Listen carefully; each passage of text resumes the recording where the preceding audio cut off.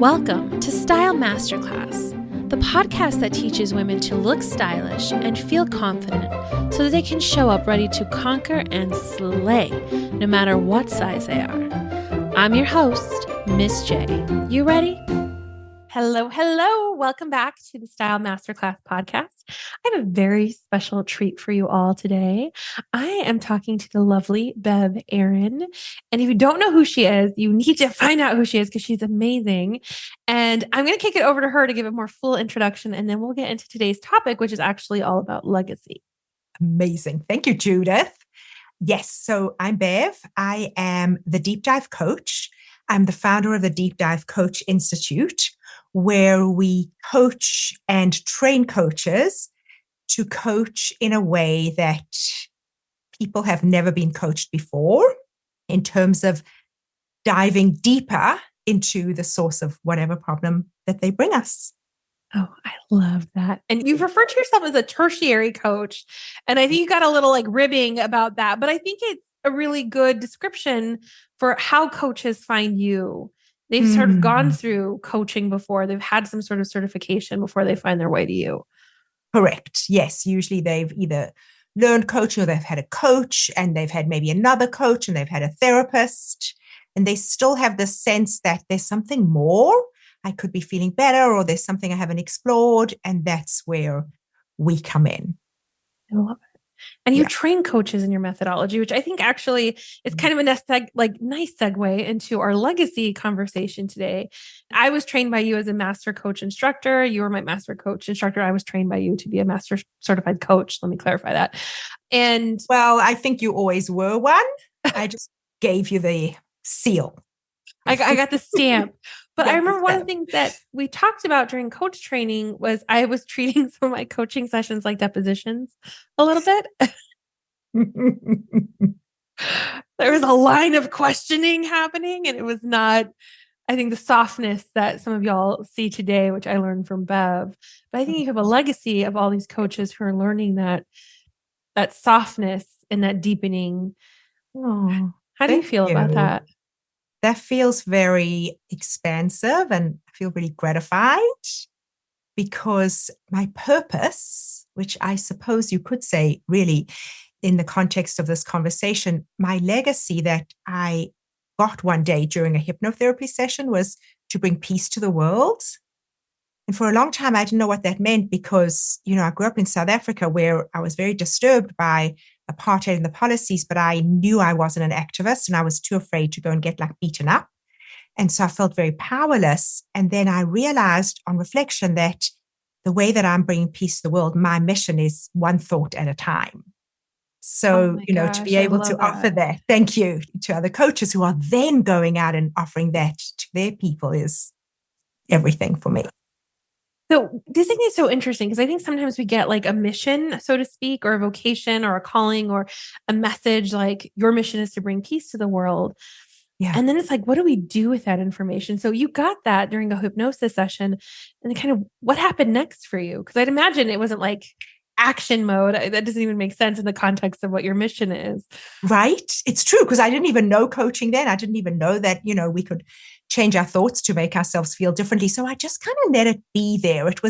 I was pregnant with, I think, my last child. And I went for this hypnotherapy session because I didn't want to do all the testing. And this person could help you connect with your baby and find if you need to. And so it was sort of peripheral that came to me. And then I just let it be there through having my baby and being with my little kids. And then I discovered coaching. And then one day I was like, oh, that's how I'm going to bring peace to the world. One thought at a time. Just the idea of the ripples, very inspiring. Yeah. It's so interesting because you let it sit. I dare say I attract the type A action taker kind. So, I mean, you just let it sit. I'm like, what do you mean you just let it sit? Tell us everything. What do you mean by you just let it be there? Because I think it's so different from my own experience of when I get sort of a message that comes through hey, this is a direction you could take. So I think even before I discovered coaching, I had some sense that the feeling that we take our actions from will determine what we produce from it. And so I think I was quite used to just naturally knowing that I will know the time to take action, and that will be the time. And taking it before would be premature, and so it wouldn't create what I wanted. Oh my, okay. It's the model, Judith. I know. And I learned, it's so funny because we have, obviously I learned from Bev and we were both certified in the same school. We have this similar framework that we work through, which we call the model. And it's so interesting because you hear it in different ways. It's like, oh, that's right. That's how the world works. Oh, thank you for the reminder. So good to know. So like you found yourself, now you have the model. Now you're kind of ready to help change one thought at a time and bring peace to the world.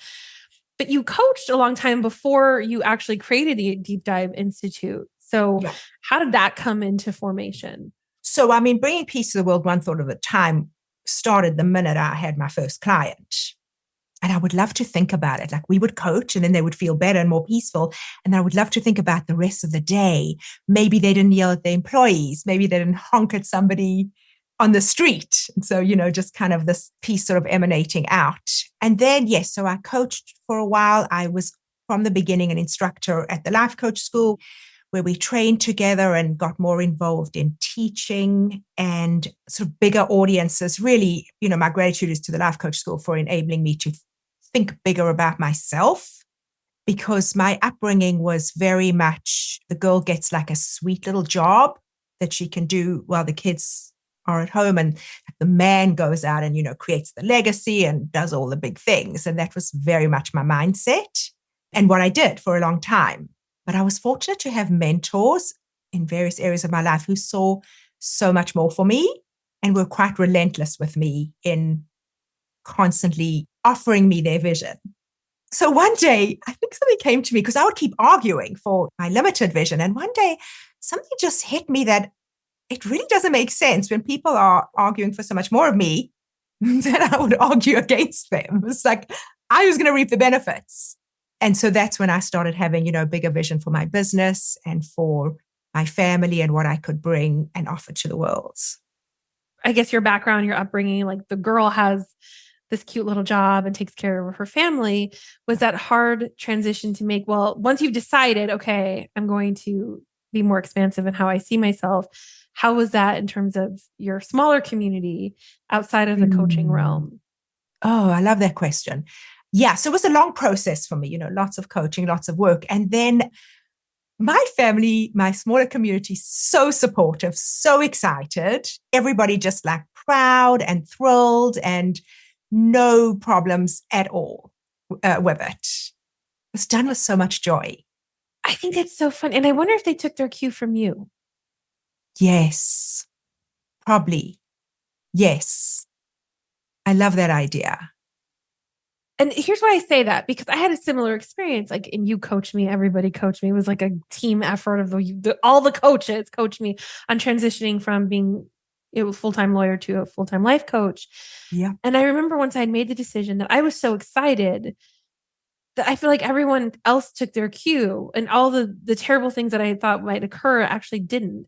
My law firm was actually very gracious and were excited and wrote an email to my parents to tell my parents that they were the safety net in the event that anything should occur. And it was just this loving send off. But I think sometimes when we're excited, we've made the decision so concretely, then everyone else can get on board. I don't know if you had a similar experience. I totally agree, because we offer them our thoughts about it, which are so congruent. And kind of what we were saying in the beginning, you waited until you were solid in your thinking about it to take the action. And then you offered them the narrative and everyone just was like, it felt so good. Why wouldn't they adopt it? Yeah. Oh, so like, how do we distill that down for anyone who's like, because I'm sure someone's listening who's maybe gotten that little inkling, right? Or that mission that there's something more, there's something else. And they maybe are sitting on it too, not taking immediate action. Maybe they're feeling itchy about that, but they haven't. And what would we say to them in terms of like getting to that next place where they've just make the decision? So the first thing I would say is, don't berate yourself for being where you are, because that just makes us feel terrible. And then we're never going to get to the next stage. You are where you are because that's where you're supposed to be. And then I'm a great believer that everyone needs a life coach. So I think what people should do is hire you, if that's something that you would help people with, which I think it is, seriously, to get past the barriers, because the barriers are all in our mind. And my philosophy is the mind that created the problem, our brain is a closed system, very hard for that same mind to find the barrier thoughts and also find how they're wrong. So I think an outside perspective is the way to go, just to help kind of move along. Also amazing to have an ally who will see you in that new place. And sometimes you can just borrow a bit of that belief. I'm going to pause here because I think this is a really important topic. I think sometimes, and I find myself attracted sometimes to coaches who are more, how do I put it? Just their energy is not allyship necessarily. Their energy is more challenging and pushing and sometimes convincing or a little cajoling to get me to the next stage because their belief in me is so strong. And I do appreciate that energy, but I feel like your energy is not quite that, like, it's intense because you're quite intense actually in your own way, but it's not the same kind of energy. There's an allyship, there's a softness that you display that I think is interesting. So tell me a little bit more about how you see the role of a coach as sometimes an ally as well. Yeah, I think that when we as coaches are not attached to our client's movement, then the allyship is, I see it all for you. Whatever you tell me you want to do, I absolutely know you can see it. And I also don't care whether you ever do it or not. Okay. That's so important, y'all. And here's why I'm like pausing, and me and Bev are just slow nodding at each other if you're not watching us on video, because I think a lot of the people I coach, they're leaders, they're mentors, they are in charge of other humans. And I think we're so committed to a particular outcome sometimes. So it's interesting that there is this place where we could take that role and not be attached to the outcome being particular. Yeah. And not to be, loving and soft, but because if I think for myself, if somebody seems very committed to me doing something differently, I start to feel pressure. And when I feel pressure, I shut down a little bit or I take action, but it's kind of like anxious action. And so that's the reason not to create a situation of pressure, because I think it makes it less likely that we will step into our huge magnificence. So you teach this in deep dive training. Tell me more about this, because I've observed you do it. I know coaches who've come out of deep dive and are just like, I will never be the same. And it was amazing. And like their minds are like, their world's a little rocked in a very cool way, because I think this seeps down into them in a way that just wasn't, or they weren't ready to receive it yet, whatever the case may be. So tell us a little bit more about what goes on in there. I feel like there's like a mystery door and there's this wonderful entrance. Like walk us in a little bit. That's awesome. So yes. So, I don't actually know how the magic happens. What I did was I just put everything I've learned and all the ways that I coach into a program as an offering. And then we all just coach each other all the time. And people go out and coach their own clients. Also, you have to have paying clients to be in the program because it's an advanced program. And then slowly the shift happens and is like a little bit kind of sort of alchemical in that I don't know exactly how. And sometimes it's not during the training. Sometimes it's a year later. But it's just this really emphasizing of we see their magnificence. You must see it. Otherwise, please don't coach them. But also, you have to not care whether they see it or if they get it. But just coaching from seeing it, I think really elevates the coaching situation. Yeah. I love that. Like, I love that so much because I love doing vision work and future self work and sitting with a client and being like, but what about this? Like, I was on a podcast this morning and someone was talking about their version of a luxurious life. And I was like, okay, but when you get on the plane, like, do you change your pajamas, like into pajamas? Or do you stay in your street clothes? Is there like a special toiletry bag just for the plane? And she was like, Judith, what is happening? Like, what? I'm like, yeah, like, have you thought about those possibilities? Like, if we're going to do Lux Life, let's do Lux Life. And it was just so fun to sit with her in that. I think we get the gift of sitting with people before their transformation happens in it with them. Yeah, you gave her that experience, which makes it so much more likely that she's going to go create it. Yeah. Oh, so good. So good. So there's some alchemical magic. We'll just call it magic. Why not? That happens in that container. And obviously we started by hinting that this was going to be a call about legacy. Like, where do you see that going? Like, what do you think the ripple effect of it will be? And kind of what's your vision around that? Around the advanced training. Yes. Training. Yes. So, in terms of legacy, that's what I see. I see all these coaches that I'm training are bringing peace to the world, one thought at a time. So it's just kind of this like huge movement. And also, I think offering a counter to the sort of more, I don't want to say aggressive coaching, but maybe the more sort of cajoling, challenging, cerebral kind of coaching that happens, where sometimes we think, oh, just because the person saw that the way they were thinking is not helpful, we're like, well, why aren't you over it? And so in deep dive is a recognition that it's more a process. And sometimes we have to go into our bodies and find all the stuck bits. And we're just up for all of it. We're just available. Whatever you got hiding in there, let's do it. Because I think that's an important question. I would just like, you asked it and you said it, like, why aren't you over it? Yeah. And I think for some of us we're self-help junkies, maybe we'll even say, we've done all the things. We have the therapists, we have the modalities and the different things. And it comes back down to, and then why aren't you over it? Yes, we do it to ourselves as well. Absolutely. Yes. So that is definitely one of the things I would love to be my legacy, that we eliminate that completely from the self-help world. How are we going to do that, Bev? By what I'm doing.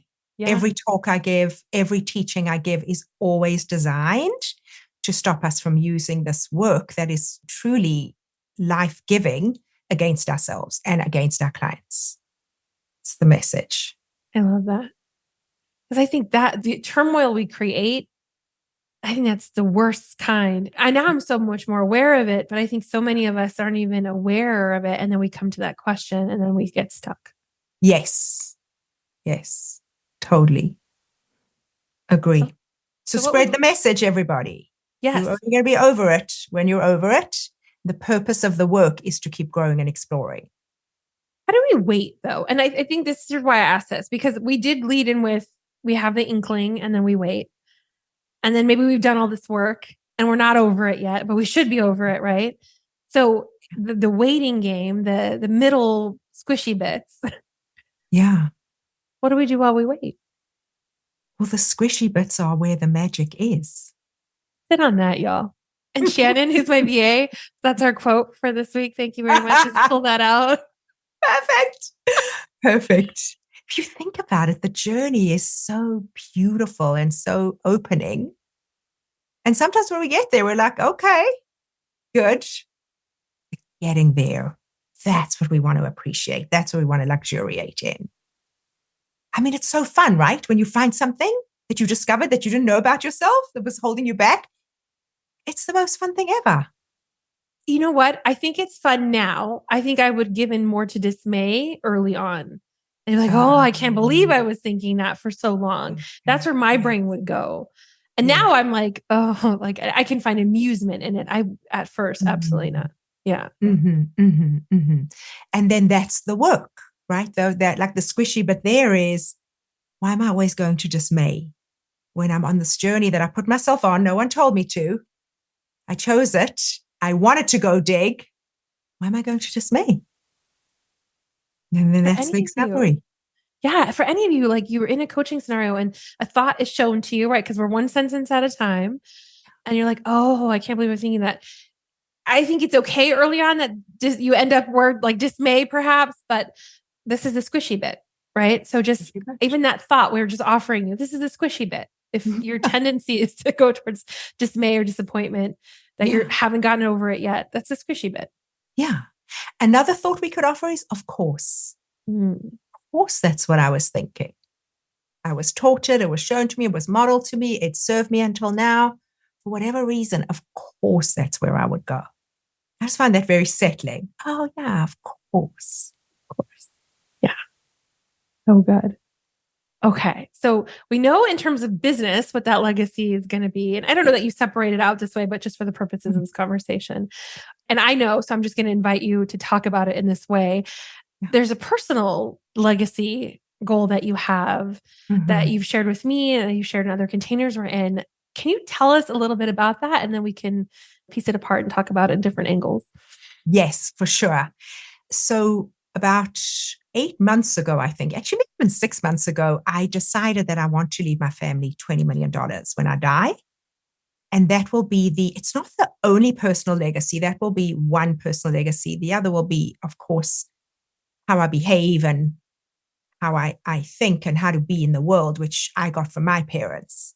But for the purposes of this conversation, I know you wanted to talk about the $20 million goal that I came up with. That I just love the idea that it'll be my legacy, like the mom's legacy of leaving that for my children. It's very exciting. You gave a definition of legacy that I think is expansive. And I actually do think it's worth talking about because in my program, we talk about wealth and legacy in that more expansive way, the way we behave, the way we show up in the world, a wealth of knowledge, a wealth of tools. I mean, you're obviously sharing a wealth of tools that you've created in your program and to all the coaches you coach. But I do think that's an important component. And like, what are your thoughts about that more expansive vision of wealth and legacy and maybe how they're tied together? Yes, I think that when it's a more expansive vision of it, then it would include things like, this is one that I got from my mom, actually, that now everyone in my family knows, including my housekeeper. If I could just tell a little story. Yes, please do. When she passed, we heard the story in Toronto, we have Grocery Gateway. It was kind of the precursor to Instacart, and she would order groceries from it, and people would bring it. And then one day, the manager told us that he wanted to come because why are all the drivers fighting to come to this address? And apparently they would come and there would always be like tea and drinks and cookies for them and a $5 bill. And I was like, that's a legacy. And nice, like on the nice plates and the nice couches. So I think when you have a general sense of sort of the wealth and abundance in this world, then it just shows up in all the small places, an abundance of kindness or an abundance of a smile. Or my dad's was that he never said no to a charity request. You know how you get all these things in the mail all the time, right? And of course, he had some that were important to him that he supported, but he just taught us you never say no. And so, those kind of big ones. And so then creating so much wealth from that, I think means you always invest in ways that feel very ethical and very moral.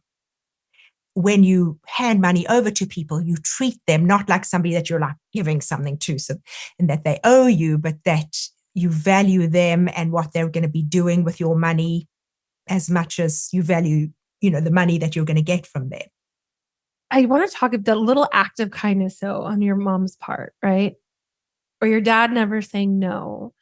I mean, obviously, I think you probably will pass those along, but are there some that, in addition to that, or you've taken that and run with it in your own particular way? And what would your acts of kindness look like in your version of this? So I think it would be, yes, I guess because I'm a coach, so my acts of kindness, that are beyond those would be kind thoughts. So whatever people will say to me, and I don't do this all the time, but the goal is to teach my children how to do this also, is whatever is offered is the offering back is an offering of a kind thought. So something silly, right? Like, I didn't do well in that, or I wish I would have done that differently. I bet you did it the best you could have at the time, for example. Kindness to self and then kindness about others, probably having a bad day, probably thought that was going to be the best way to do it for you.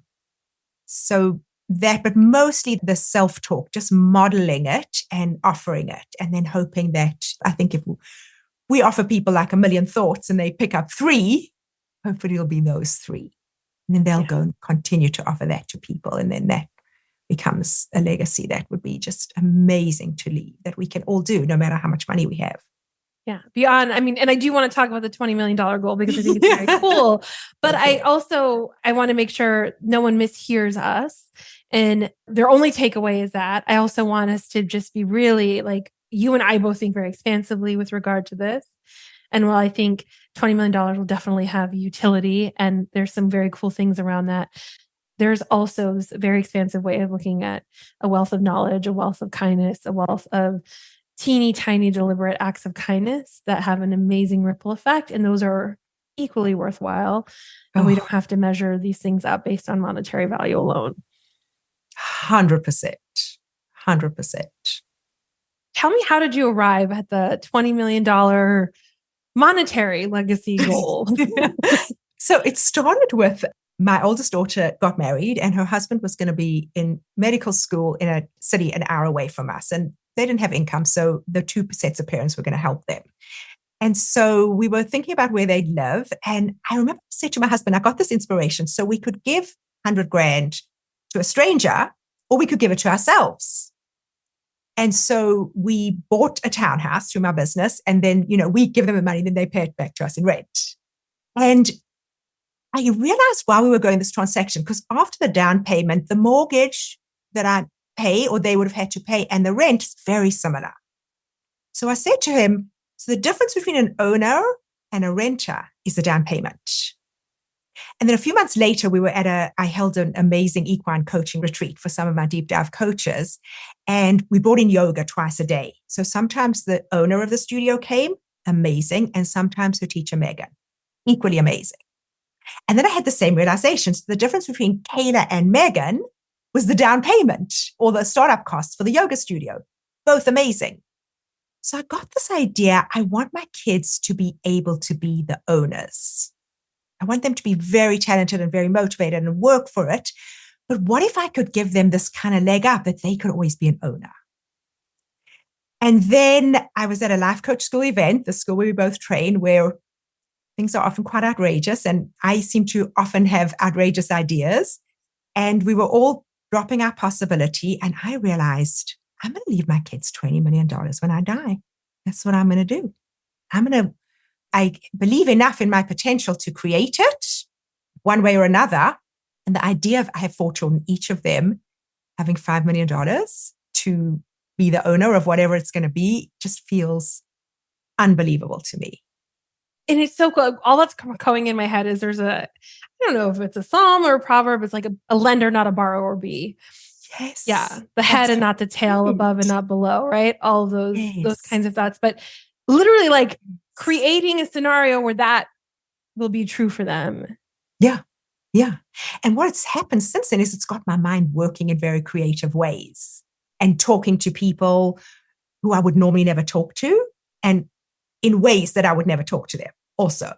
It's like I just made myself into an investor with that decision because I'm not going to make all that in my business.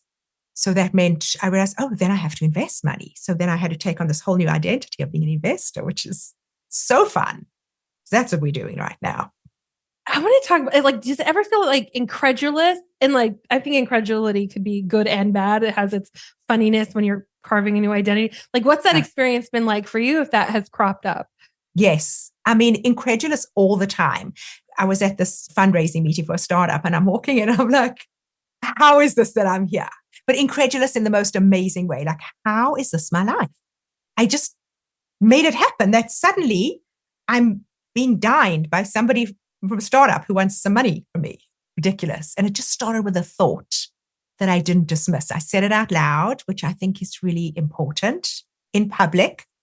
And I did it again when we were at an event together. And then the energy, it's like the energy creates, because then actually what you did a beautiful thing. I said it out loud.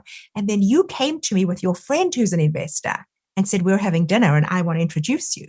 And if I had never said it out loud, I never would have met him. And he just blew my mind open in all the ways. He always, shout out to Dinesh. We love you because he came into my group, he came into Modern Charm School and did a class on real estate investing.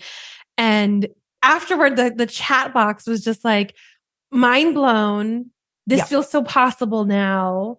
And literally he came in and he shared his whole story, his background. He has a very fascinating background. We'll leave a link in the show notes so you can go check out Dinesh's stuff if you'd like. So you all know who we're talking about. And he's not going to mind. I'll let him know we're giving him a shout out. But like he gave his history and just kind of dropped the possibility of like, here's what could be possible for you. And here's what it actually looks like. He walked us through a deal. Like, so it became very real and very normal. It wasn't like this esoteric concept that we were like, oh, it's possible that one day maybe. He was like, no, like, here's a thing and here's what it looks like. And literally walked us through that. It was such a gift. Amazing. Amazing. Yeah. Right. Like, so he created the energy around that in a way that somebody else could grab unless they had thoughts that would stop them. That's all that's in the way. And then that's where we coach on the thoughts, the ones at a time. Yep. That's exactly right. Let's say someone got a little inkling and they have a little baby inkling hanging out. Like, we'll just say it's like a little orb of inkling hanging out. And they're at this place. Maybe they haven't said it out loud. Yeah. Because they're having the thoughts, the sentences in their brain. What would you say to them? So I think something that you could offer yourself as something to reflect on or think about is, why not? Why not me? I mean, there's so many stories, right, of people who have come from probably way worse and way less than you, who have exceeded anybody's ideas of success. So why not me? That's what I would go wondering. And your brain will offer you all the reasons why not, and just keep saying yes. Yes, true. And also still, why not me? I love that. Thank you. Thank you. Thank you for having me. That was so fun. So tell the humans where they can find you, because I know y'all just got a little taste. So you definitely want to go find Bev. You want to be in her newsletter because she sends these amazing videos out once a month. And I actually look forward to them. I'm like, has it dropped yet? And then I'll do the exercise.